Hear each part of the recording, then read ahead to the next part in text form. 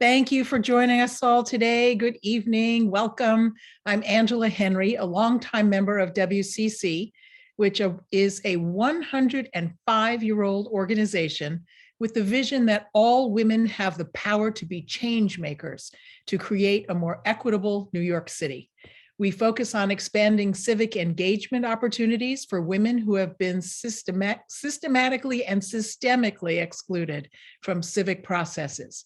We're so glad that you're able to join us this evening for what promises to be an engaging conversation, and I'm honored to join you.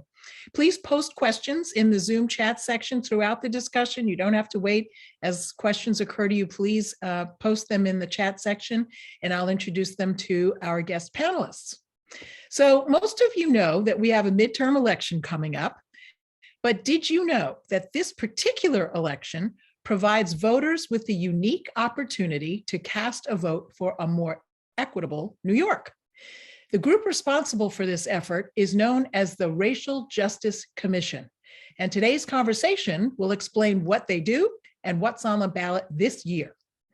The Racial Justice Commission was formed in 2021 as a charter revision commission tasked with examining structural racism in New York City.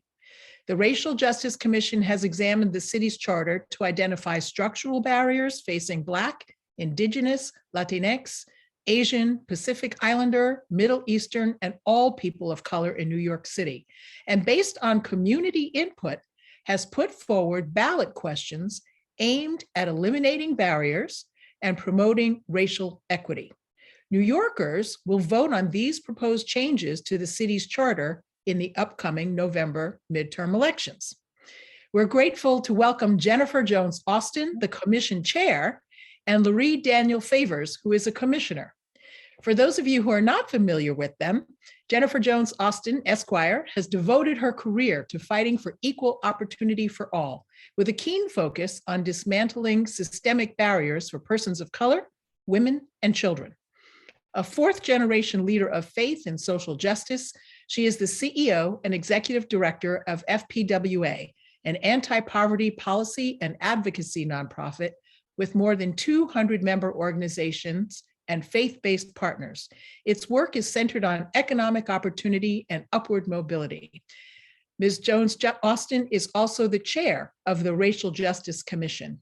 And I just have to say to you, my dear, my father served on the FPWA board many years ago in the 60s and 70s.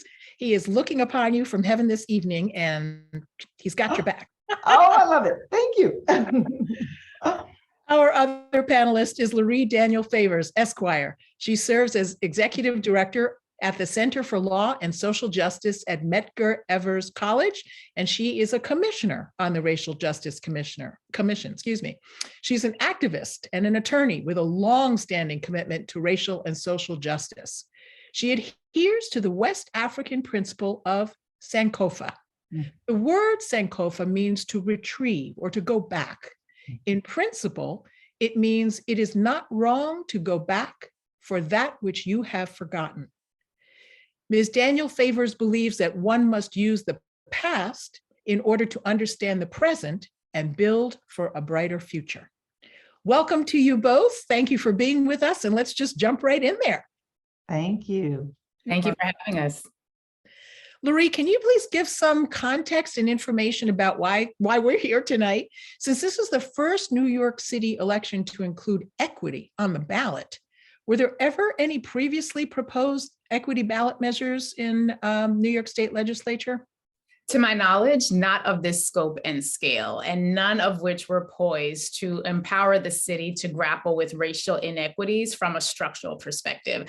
And I'm so glad that you actually did the introduction in the way that you did and concluded with my belief in Sankofa, the principle from West African communities that talks about the importance of looking to the past. And I think looking to the past, the recent past, is really helpful for understanding the significance of these ballot proposals. I always like people to remember where they they were in 2020 when they first heard the following names: Ahmaud Arbery, who we know was hunted down by white vigilantes seeking racist retribution of some form. Where were you when you heard the name Breonna Taylor for the first time? We learned that this EMS worker, a Black woman gainfully employed, committed to making her community better, ended up being murdered in her home by police who were executing a no-knock warrant. Or where were you when you first heard about George Floyd and when you first saw the lynching, the literal lynching that all of us saw repeated over and over on our screens, and all of that happening against the backdrop of the COVID-19 pandemic, a pandemic which really revealed and reminded us,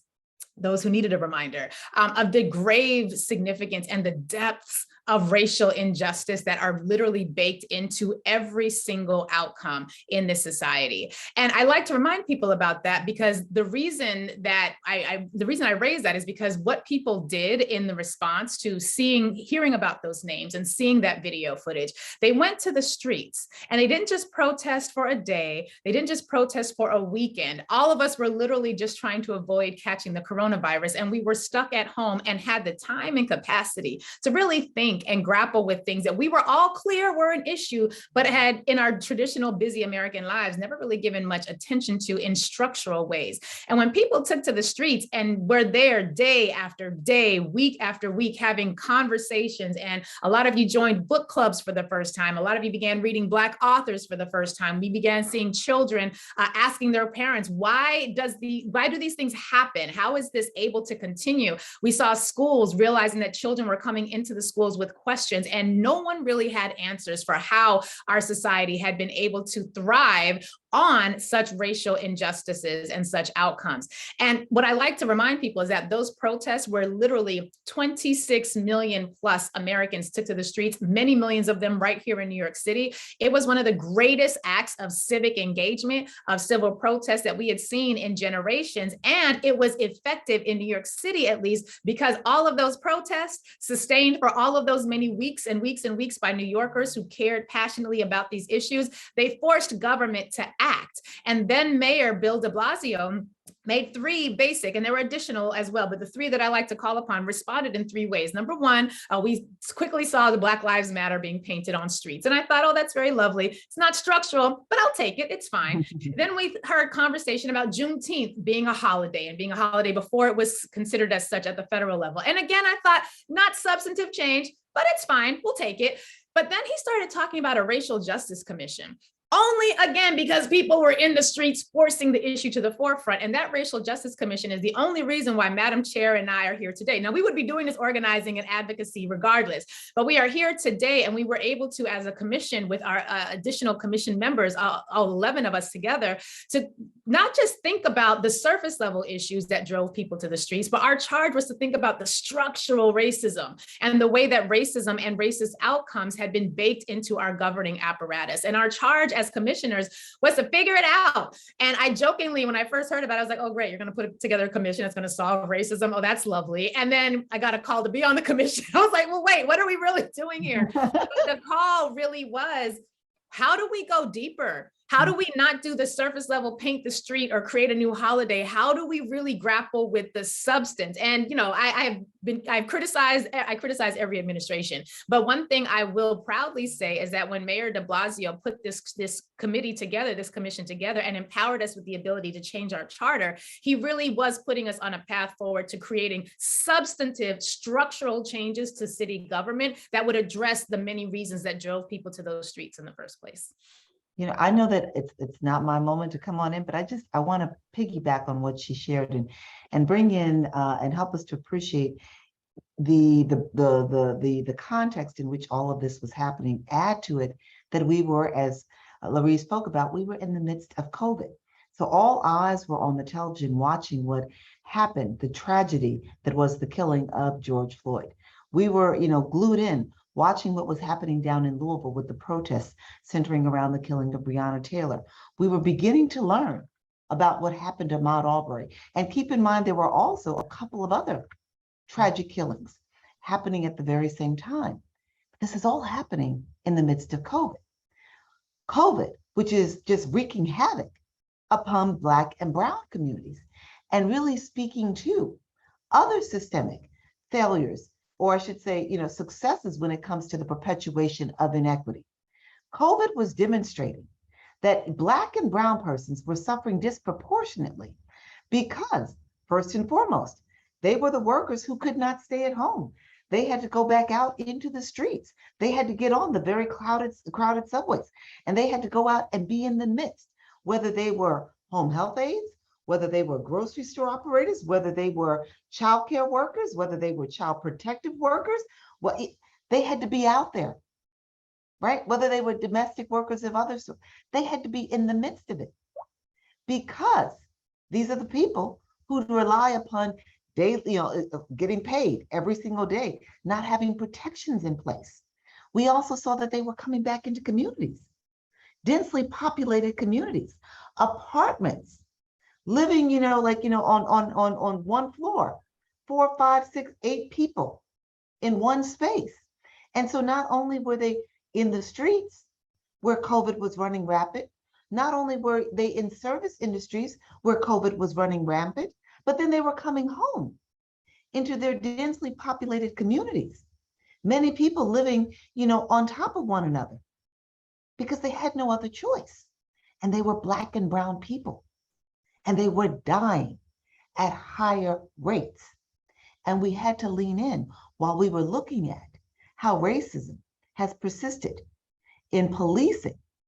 We had to look at how racism had shown up in equitable access to jobs that pay fair and livable wages. We had to look at how racism was showing up in inequitable access to healthcare. We were looking at racism and how it showed up in subpar housing. We had to look at racism and how it showed up in neighborhoods where people who were living, and many people in one apartment could not go out and be in the city streets and be in parks. We were seeing how racism was pervading every pillar of our society. And so we could not have a solution in the moment that centered solely on policing in New York City. We had to look at, face the fact that racism pervades every pillar of our society. And so when Mayor de Blasio called this commission into being, it was with that understanding that this is not a one-off issue. This is not like let's just fix what's going on in NYPD, policing reform, whatever that may look like. No, we need to look at how racism has been birthed and allowed to persist in all of these pillars, all of these structures, and make a change, not just in the moment, but that has the potential to be sustained and has the potential to grow over time. Thank you. Given what you just described, it's obvious why the two of you are on the commission. How does the rest of the commission reflect all these different pillars, all these different areas of life, in order to be a comprehensive commission? Are there people from different areas, different, as you called them, pillars of our society? People who hail from every borough of the city of New York. The diversity with respect to race and ethnicity was a key concern. So we have persons of African descent. We have persons who are of Asian descent, Hispanic origin, people who are one person who was an undocumented immigrant who came here. We have people who have worked in law enforcement. We have people who have worked on the streets, working with individuals and families in crisis. We have people who worked with children and youth who were in need, people who are engaged in the work of anti-violence. We have the faith community represented on the commission. We have people who have worked in the areas of law and social justice, like my friend over here. And we have people who've been doing anti-poverty work from a policy and program perspective. The intent was to make sure that reflected on the commission and represented on the commission were people who had both lived experience and experience working in and with community, persons who've been afflicted, and people who, no matter our socioeconomic status, and it moves along the strata, people who experienced racism, marginalization, and oppression. It was very important to have people who were on the commission who experienced, the dualities, when it comes to being ostracized and marginalized. So women of color, persons who may, be diverse when it comes to race and ethnicity, but also diversity with respect to sexual identity and sexual orientation. It was very important to have people who reflect and have experienced the harms that have been visited upon people because of their differences. That's really very encouraging to have such a comprehensive and diverse group of people having these discussions. How do you all go about your work? It was almost more impressive than the diversity that was present on the commission was the diversity of voices we heard throughout the course of doing our work. We held hearings in every borough, in person and virtual, where we heard testimony from thousands of New Yorkers, both who submitted oral testimony, others who submitted written testimony. We had listening sessions with subject matter experts in key areas that we were hearing repeated over and over from the constituents and from New Yorkers about what was happening as they were experiencing racism. How were racial inequities showing up in their lives? And those subject matter experts were able to help us inform the conversation. We were able to not think solely in terms of surface level solutions, but that engagement allowed us to really grapple with some of the more significant pathways through which racism is able to replicate and protect itself. We heard from folks who were talking about working for city agencies where they had been repeatedly discriminated against and not able to advance. We heard from folks who talked about the inequitable distribution of the burdens of caring for a community, where you have some communities that were oversaturated with things like housing shelters, while other communities had virtually no presence of that whatsoever. We heard about healthcare inequities, housing inequities, what was happening in schools and the disparate distribution of resources. And that diversity, I think, is even more significant than that which comprises we as commissioners, because we heard from every single corner of this city and produced two reports, the interim report, which calculated or outlined what our findings had been and what the patterns of inequity we had seen were, how they were reflecting and how they were showing up. I really encourage people to go to the RJC, the Racial Justice Commission website, because you will be able to pull those reports down. You will see both the interim report and the final report, because unfortunately, we just with these three proposals could not even scratch the surface when it came to all of the brilliant ideas that people put forward about ways that we could do more. And I think that's one of the important things about these ballot proposals. They're just a first step. But they were designed such that I think, Madam Chair, we quickly realized that we could go through that entire charter. We could literally spend 2 years just reading through the charter, trying to figure out all of the myriad ways that racism would be able to show up. So instead, we realized, one, that would be an exercise in futility, and it would not allow us to produce solutions. So based on what we were hearing from New Yorkers, we came up with proposals that would instead put the city on a pathway forward with some guardrails that would allow for the next phase of this process. We almost as if we're passing the baton to the next round of activists and organizers who are coming behind us, so that they would be able to grapple further with these issues, because frankly, the 2 years that we had is simply not enough. And so these proposals really represent the first step that, if followed, and quite frankly, if agreed upon by New Yorkers, because none of this matters if New Yorkers don't actually vote them into being. And, we are not here to tell you how to vote. Everyone will get to grapple with these ballot proposals. And I ask that as you do, that you go back to how you felt in 2020 when we talked about that in the beginning, and think through what it was you were seeing at that time. I can say as a New Yorker, as somebody whose home is here, whose children were born here and went to school here, and have to grapple with all the things that I have to grapple with, I will be voting yes on all of them, because I want my Black children to have a shot, right? I will be voting yes on all of them, and I'll be voting yes on the equity proposal that's looking at the environment, which is a statewide proposal. I know we haven't gotten to that yet, but I believe that my children deserve a shot. I believe that your children deserve a shot. I believe that all of our children deserve to be in a city that is doing what is necessary to begin that very difficult process of moving towards racial equity. And if we don't have guardrails in place to do it, well, then, we may end up with more of the same. It is my personal belief that guardrails are important as they help us to determine what the next steps are, what the best steps are as we continue this path. That's right. And I'm going to just jump in here real quickly and share, just again, building on Lurie's points about the importance of resetting the foundation. Essentially, that's what we were doing in working with the charter, and that this is maybe just the beginning.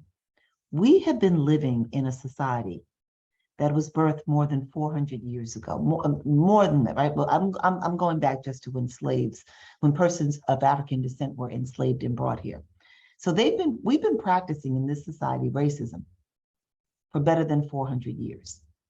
To think that one piece of legislation, to think that 2 years of work by the commission is going to undo all that has, carried forward from that very beginning, how laws, structures, institutions, policies, and practices have been built on those original, value-based beliefs that were embedded in legalized slavery and they carried forward. You're not going to do it with just, like a commission that stands up for 2 years.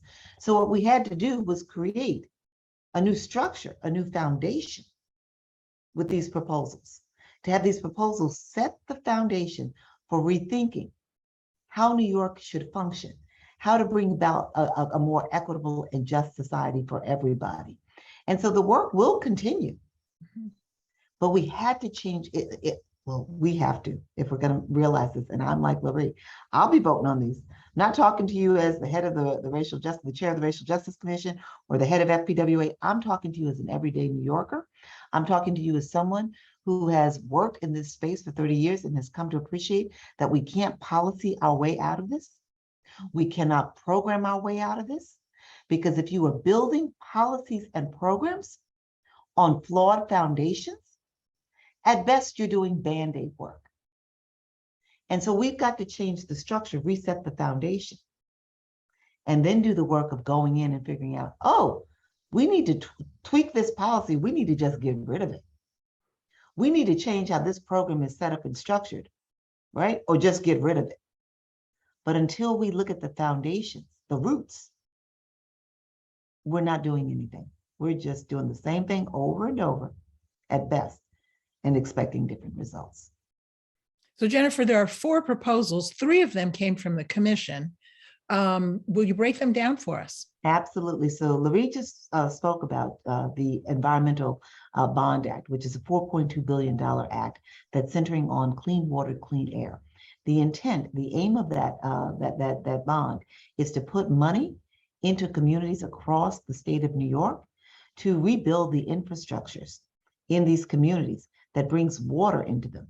We've seen across this country pipeline erosion and how it's wreaking havoc, particularly in low-income communities of color. Somehow they found a way to fix the pipes in more affluent communities because it's not happening there.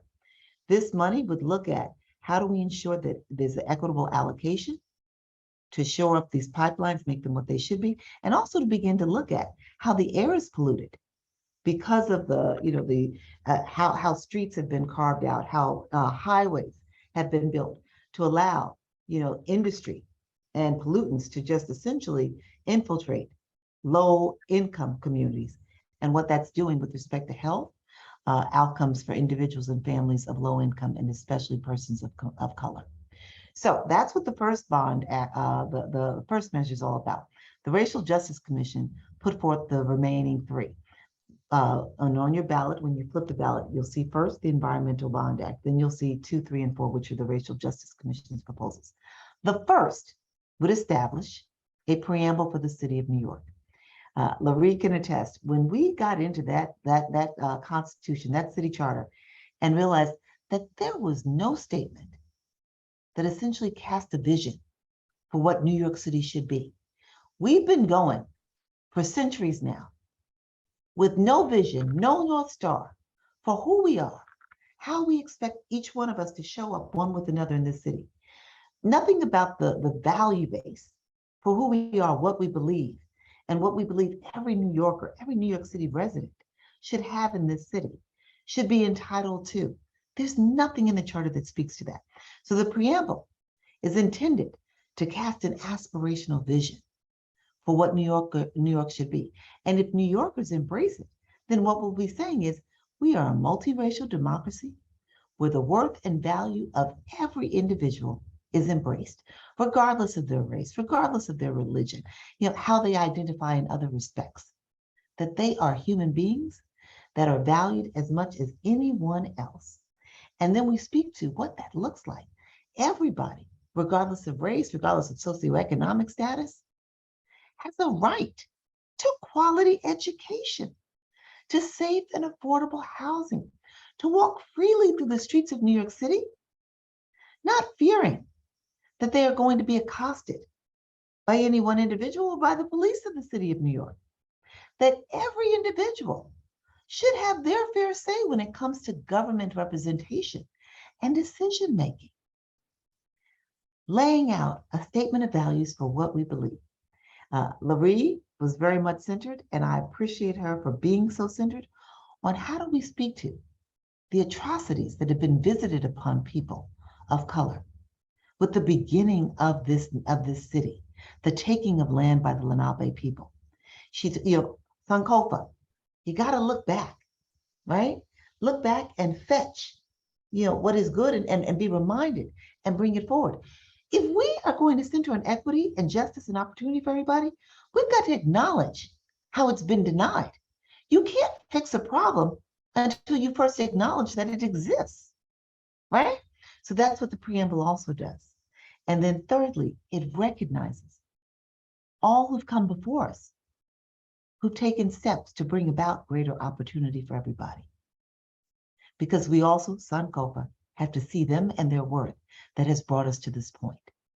So I want to tell you that this preamble would cast a vision, help guide city government to inform policymaking, budget decisions. It does not create a private right of action, and that's important to note. It doesn't. There was a concern that, oh my goodness, everybody now is going to sue New York City. That's not what it was intended, or that's not the desire, that's not the aim, and the way that it's been written, it doesn't allow for that. But what it does allow is for us to now see what New Yorkers believe should be, and then hold government accountable in the building out of policies, programs, regulations to that vision. And that's what the second proposal is intended to do. The second proposal would establish in perpetuity an Office of Racial Equity. Say that again.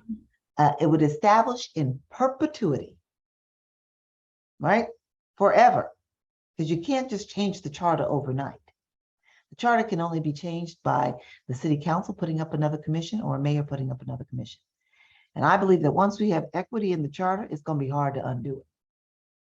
So this proposal would establish in perpetuity an Office of Racial Equity that, like the NYPD, like the fire department, would have mandated requirements, a role and a responsibility when it comes to carrying out the vision for equity here in New York City.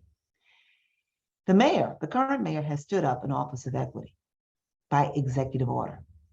And any one of us, having watched what's played out over the course of the last several years in this country, knows that executive orders can come and go. That an existing executive in the executive branch of government can say, I don't like that anymore, and just cancel the executive order. Another executive can come along and succeed the one who put the executive order in place, say, I'm not down with that, I'm just tossing it. So the Office of Equity established by the mayor can be done away with easily. But if it's in the charter that we have an Office of Racial Equity, that can't happen. The Office of Racial Equity would be required to, every 2 years, produce a racial equity plan for this city, the entire city of New York. And it would require, in creating that plan, to engage with every city agency, every mayoral office, to look at a key set of data and social and economic well-being indicators, to look at how the disparities persist when you look at race, when you look at gender, when you look at community, everything from policing to education equities, health inequities in access to capital, for lower incomes community to build local economies, inequities in environmental protection, in the picking up of garbage. Every city agency and mayoral office would then have to produce a racial equity plan to show not how they're going to come up a notch or two, but looking at like the communities that have the greatest in terms of like quality services and supports. They got to come on up and be where those communities are. We cannot make decisions based on who has money and who does not.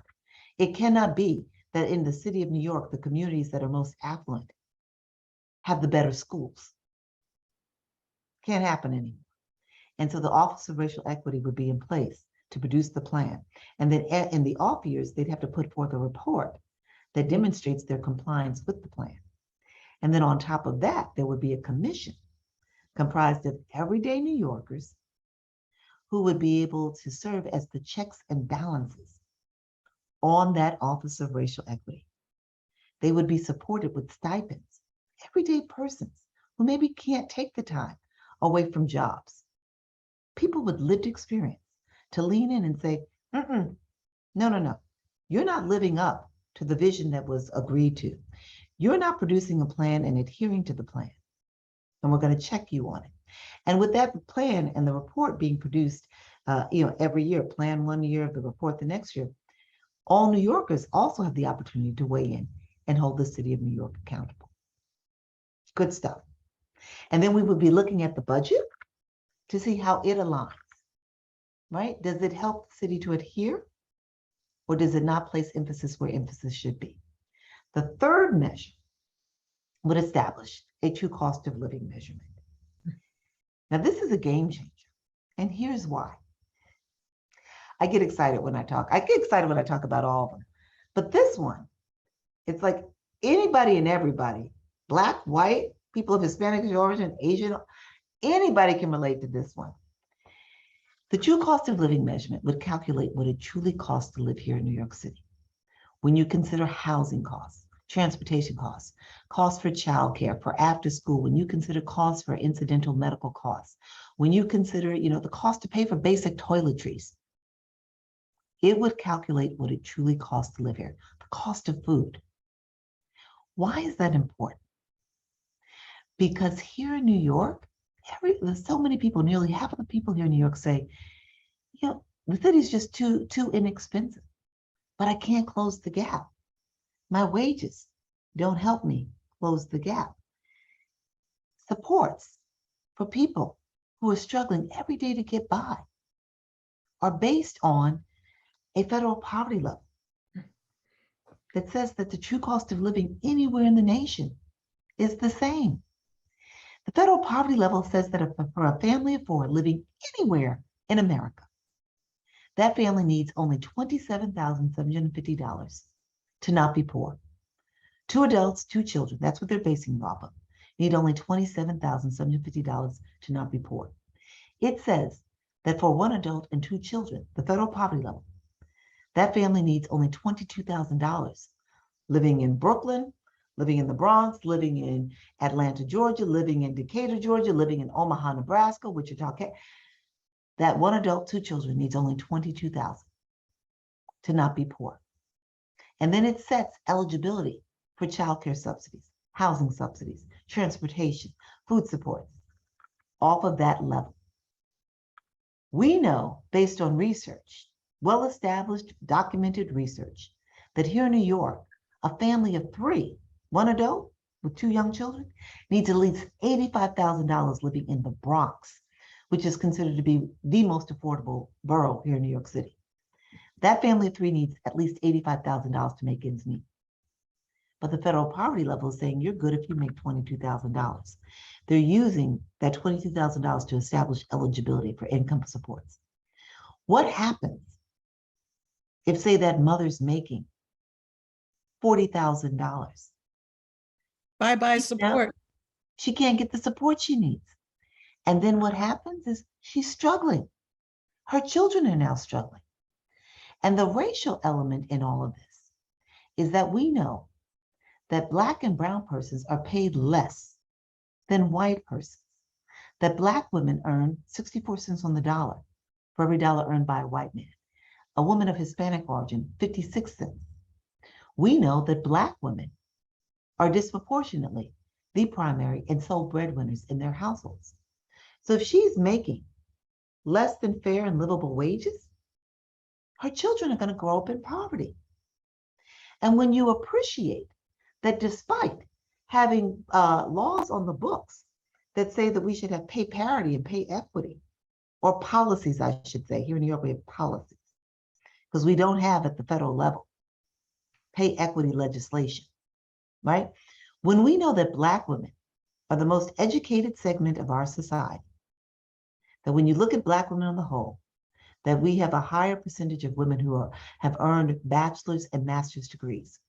But yet, a Black woman with a bachelor's degree still earns less than a white man with a high school diploma.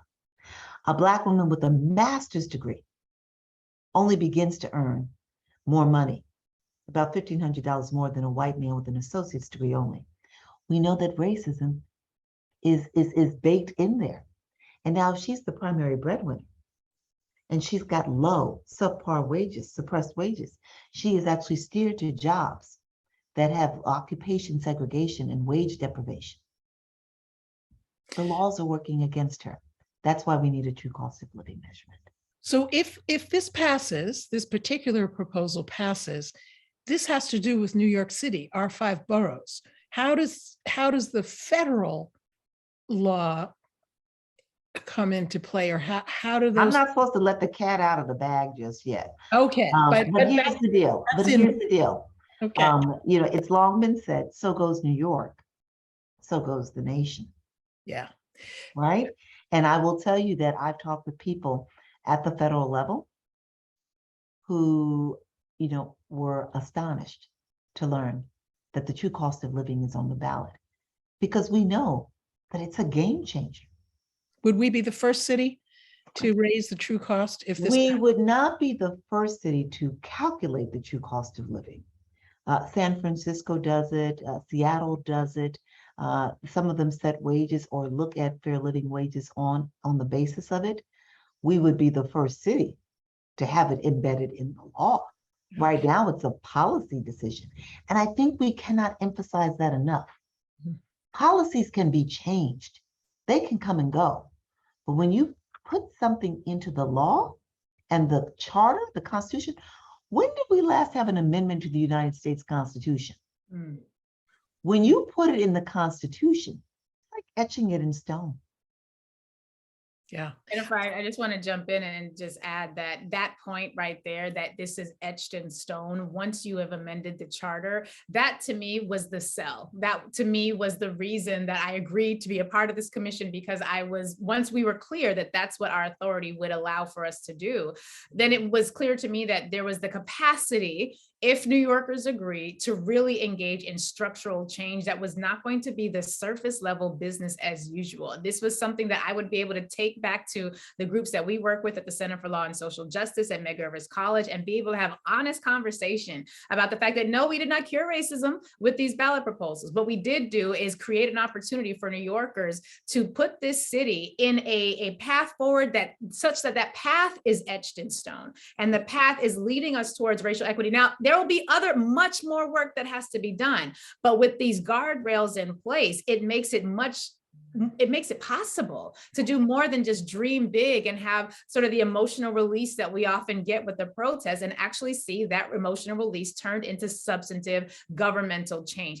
I feel like these proposals, this commission being born in the way that they were, really are representative of the greatest acts of democracy in the nation. You have people take it to the streets demanding actual substantive change, and then government responded because of the power of that demand. And now we have an opportunity to, I won't say complete this process, but to conclude this phase of it, which is going to lock us into a position where from here on, in perpetuity, one of my favorite legal words, in perpetuity, will be forced to center equity in our governing decisions, in our allocation of resources, and that alone, regardless of how you feel about it, the Racial Equity Commission and the plan being required from every single agency means that we're not just going to hope that there are well-meaning employees who are civil servants who care enough about racial justice to raise the challenging topics when they're in the meeting, who are going to actually be able to, regardless of how their superiors feel about racial equity, have to deal with it, regardless of the transient nature of civil service, where you have different appointments moving around and whether or not your agency is racially equitable, depending upon the whims of the person in leadership.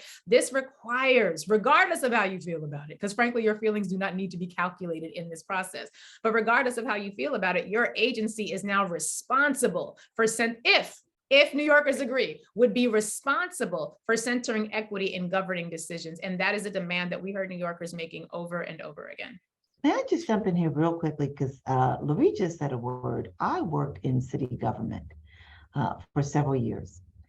And, what very often happens, especially for people of color, and even more so at times for women of color, you're invited to the table.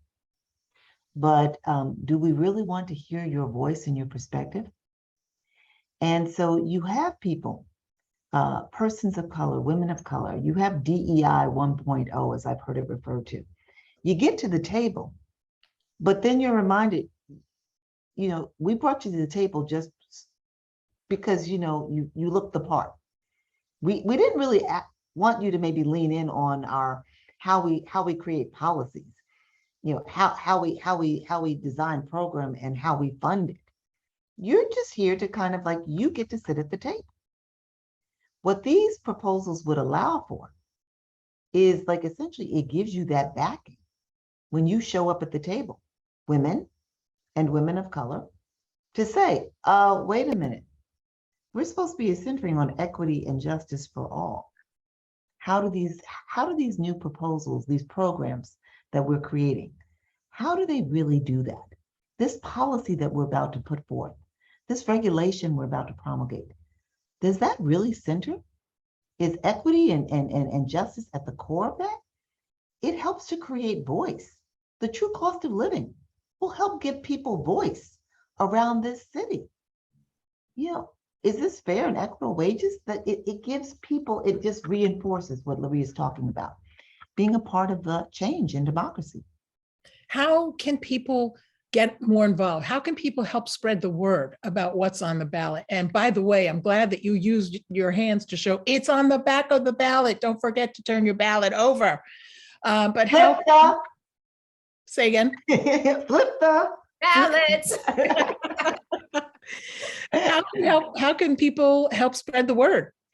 So you can go to nyc.gov/racial justice, and there you'll find tools. You'll find social media tools that you can use, for tweeting purposes and posting purposes. You can find information about how to talk in your respective communities. You'll find videos that you can use in houses of worship that you can use. Just, you can download them and put them on social media. You can move into the spaces and places that you occupy and share them. We are talking with different individuals, institutions, communities, like we're doing here with you. I think the most significant way that people on an individual basis can help is by sharing what's on the ballot, what the opportunities are, helping people to appreciate the criticality of this moment, the history that is embedded in this moment. Someone said to me, if these ballot measures don't pass, then we'll just have them on the next at the next election. On November 8th, the commission sunsets, it expires, and the proposals will as well. This is not we can come back, next November or the following November. The only way that would happen is if the current mayor would stand up another commission to focus on this. I can't guarantee that's going to happen. Didn't happen for, the first several hundred years of this city. Why would we think it's going to happen again? And I'm going to tell you, somebody asked me what my greatest concern is. It's twofold. It's one, making sure that if and when these proposals do pass, and I say that as somebody an individual who's behind them, that we don't step away, that New Yorkers don't step away. If New Yorkers say that they want this, we've now got to really stay on the course and make sure that we get them enacted and the implementation plans are what they should be. That's number one. The second thing that concerns me is what happens if New Yorkers do not vote? What happens if people, and I'm going to put women of all races and ethnicities, people of different, like sexual or identities, if they don't vote, what happens? The narrative that will move like wildfire throughout this nation is that New York City was the first to put racial justice and equity, bringing in all the other intersectionalities on the ballot. And New Yorkers said, no, not interested. That will be a problem. And Jennifer, just to add to that, what will also be happening if these proposals are not voted into being, in addition to the fact that we are basically then starting again from scratch, maybe people will take to the streets for weeks at a time by the millions to force government to act. Maybe, I don't think they will, but who knows, considering what we're seeing happening all across the nation. And that actually gets me to my point. What we are seeing happening across the nation is that people are effectively organizing. They are deploying training tactics. They are preparing their members to really pull us back into what I like to call the 1750s. The 1850s are too generous because the Civil War was just a few years away.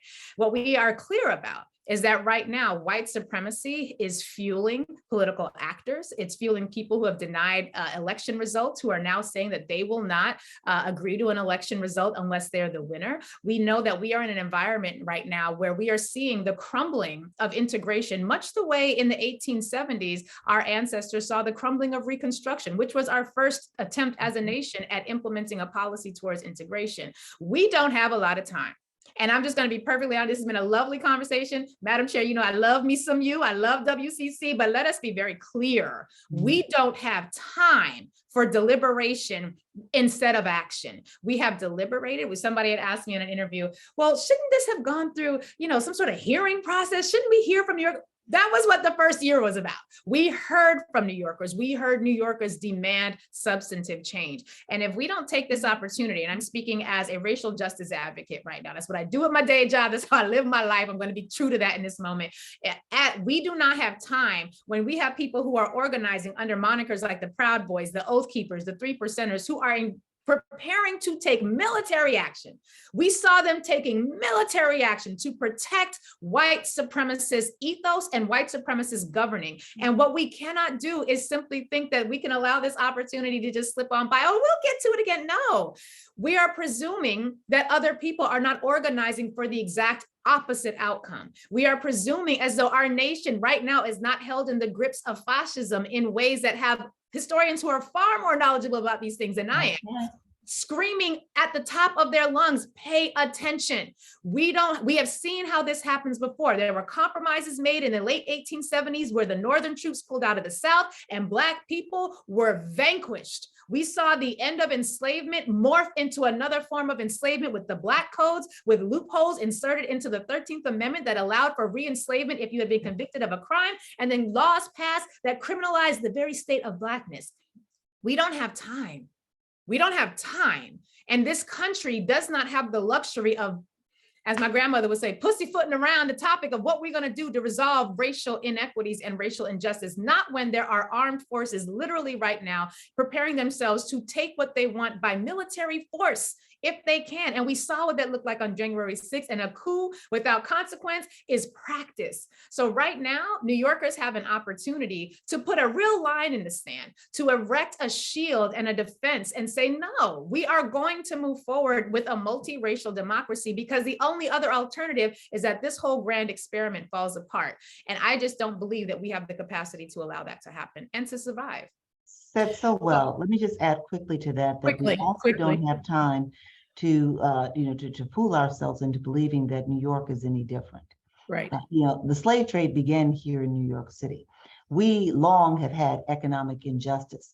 When the war against discrimination was being fought in the South, we were centering on places of public accommodation, and the sensationalism of dogs essentially being let loose to attack Black persons, that caught the attention of the nation. But what was happening here in New York is that we were waging an economic fight against discrimination in jobs and wages here in New York City. Operation Breadbasket, the economic justice arm of SCLC, was most at work, was powerful here in New York City, because economic injustice visited upon people of color was happening here in New York City. So we also have to appreciate in this moment that not every New Yorker may want to see equity and justice for everybody. And so we don't have time to sit back and think, oh, well, maybe I can sit this one out. There was a comment and a question from an audience member about the MENA community, because you included them, obviously Arab Americans and MENA folks. And there's no box for them, the census materials. But did this come up at all in your discussions? Not so much the census, but in terms of racial equity and justice. So what the proposals are intended to do is not just center on the experience of Black persons here in New York City. It is all persons of color. What we are looking at is how, like, these inequities attend to every community of color. So it's interesting. We've heard people say things like, well, why shouldn't it be just Black Americans? Because, the inequities and the discrimination, begin with enslaved persons of African descent. But what we appreciate is that while it may have begun there, and I'm going to go back farther with the taking of land of the Lenape people, right? It began there, but we've learned in this society that racism is a very effective tool, and it can be exacted upon, and it has been exacted upon communities and persons of different races and ethnicities. And so these measures are intended to support everybody to get ahead, not leaving anybody behind. The last thing I quickly need to say, people often say, well, how are we going to pay for this? Mm-hmm. Right now, that irks me to no end. First of all, to actually stand up these laws, it's anticipated that it'll be about $10 million a year out of a $101 billion budget. I think we can find 10 million, right? We can find 10 million. But I think the other thing that we have to appreciate is that this nation pays for what it wants to, right? And right now we are spending more money in this city redressing the harms that have resulted from structural inequity, right? When we have to figure out how do we support 75% of kids who are graduating from public high school here in New York City in need of remediation, we're spending more money on the back end than if we had actually addressed the inequity in the school system on the front end. When we are, still incarcerating disproportionately Black and brown people of color, Black and brown persons, and all the trauma that attends with their families, right? All the lost wages, we're paying for that on the back end. Maybe we should look at how we do more by way of reducing poverty. 40% of crimes in New York City are attributable to poverty. Maybe we should do more by addressing mental health issues for Black and brown persons, appreciating that 80% of the people who are incarcerated in Rikers have mental health issues. There are more people in Rikers with mental health problems than are in the mental health institutions around the state of New York. We could do more on the front end. So let's not talk about whether or not the money is there to bring about equity. And the last thing I'll say is that the McKinsey Group, which is replete with economists, internationally renowned economists, has done the research and has reported that if this nation were to center on racial equity, if we were to bring about racial equity, we would actually grow our GDP, our gross domestic product, by 4 to 6% by the year 2028. Wow. It is hurting us. It is hurting all of us. The pie is big enough. Yeah. The slices are not being shared.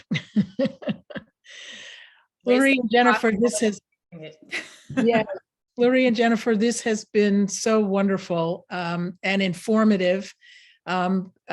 Sometimes proposals come out and no, when you vote no, it really means you want something. If you vote yes, it means you don't want something. This one is very straightforward. So we thank you very much, not only for helping us to understand it, but also to set the context for it. I had, chills as you were describing, because the fact that there was no, the preamble had nothing aspirational, there was nothing to set the context. Well, that was because it was written by and about and for, a bunch of powerful white guys. And so everything was, there was nothing else to take into consideration. And the change that this will now bring about is incredibly exciting and incredibly important. So thank you both for the commitment and the work that you've put in as commissioners and as champions of New York City and as partners to WCC. We thank you so much. Thank you. Good evening. Thanks, everybody. Good night. Thank you.